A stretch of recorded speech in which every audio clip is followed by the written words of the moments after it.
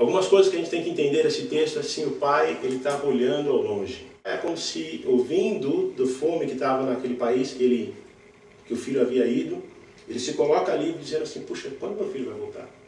Será que ele vai vir? Será que ele está precisando de algo? E ele se coloca ali esperando, vendo no caminho. E o camarada voltou como ele saiu, talvez ele saiu com camelo, talvez ele saiu cheio de roupa, com a roupa bonita, porque ele tinha pego a herança. Agora ele vê vamos dizer assim, um cara esfarrapado, um cara que cuidava de porco, um cara que não tinha dinheiro nem para comprar comida, vindo no meio da estrada. E por incrível que pareça, a mãe faz isso, o pai normalmente não faz. Conhece no meio da multidão. Eu lembro minha esposa assim que ia buscar as crianças no jardim da escola assim, e falava, é fulano. Fala, não, como você sabe? Não, você que é meu filho. Ou então você olha lá no meio daquele multidão de criança, não sei o que a mãe tem, que a mãe vai lá, olha, é aquele. Mas o pai aqui, ele olhou e reconheceu aquele filho, mesmo no estado que ele estava. Talvez barbudo, talvez todo sujo. E além disso, o pai não só viu o filho, o pai ele correu em direção do filho.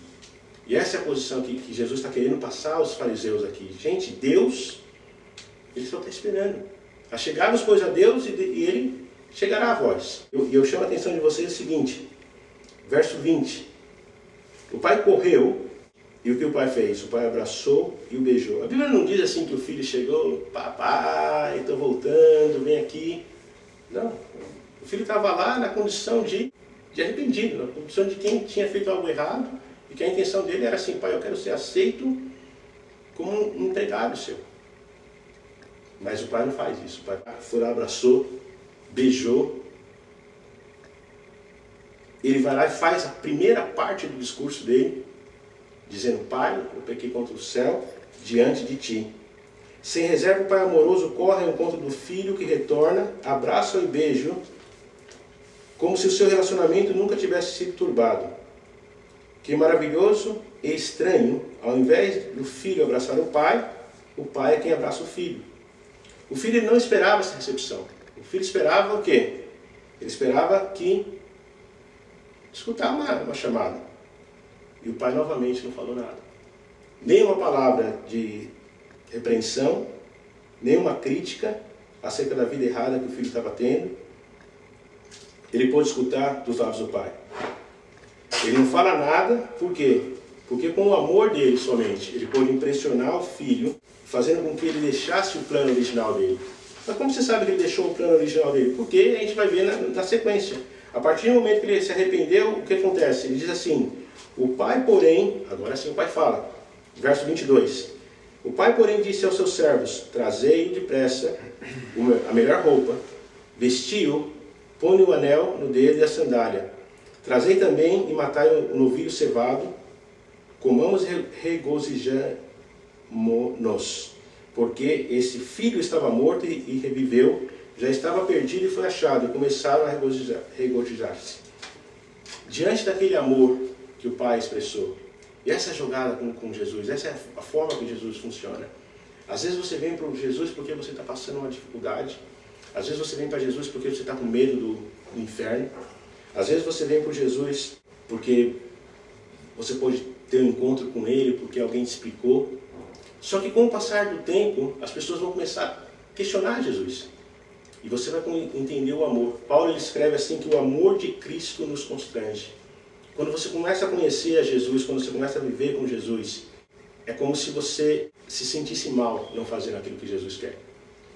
Ele gosta tanto de você, que você fala, puxa, pisei na bola. Puxa, como que eu vou falar para Jesus agora que eu fiz isso, aquilo ou outro errado? O amor de Deus é o que vem e convence a gente que Deus nos ama. É o amor de Deus que fala, puxa, ele entregou o filho dele na cruz para morrer por mim. E aquele filho agora que vem com todos os planos dele, plano A, plano B, ele vai lá e se dá de cara com o amor do pai.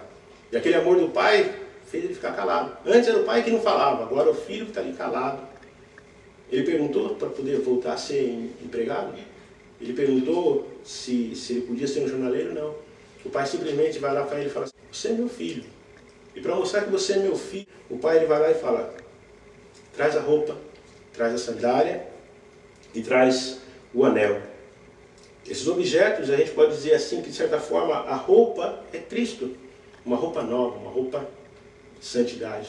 A Bíblia diz assim que nós somos lavados e remidos pelo sangue de Jesus. O anel, aquilo que ele usa no dia a dia, a gente pode dizer o Espírito Santo. O anel que ele usa, o selo, ó, eu sou filho, no caso aqui do proprietário daquelas terras. E por último, o sapato, que podia representar também a capacidade de andar no caminho de Deus. O Salmo 40 ele diz assim que Deus ele tirou de um charco de lodo, ele tirou a gente do lamaçal, colocou a gente sobre a rocha e o quê? E firmou meus passos. E as pessoas vão olhar para você e vão falar, uau, quem é aquele cara?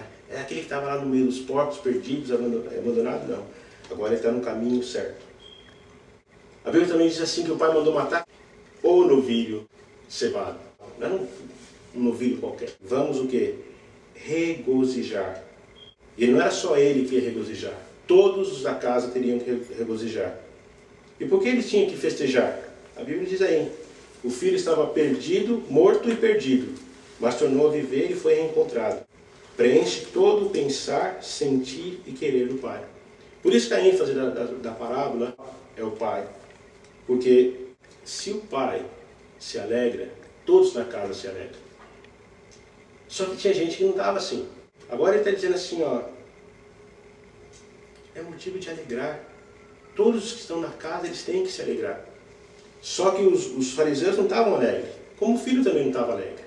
E esse é um problema muito grave com relação ao pecador. A gente muitas vezes acha assim, essa pessoa não merece salvação.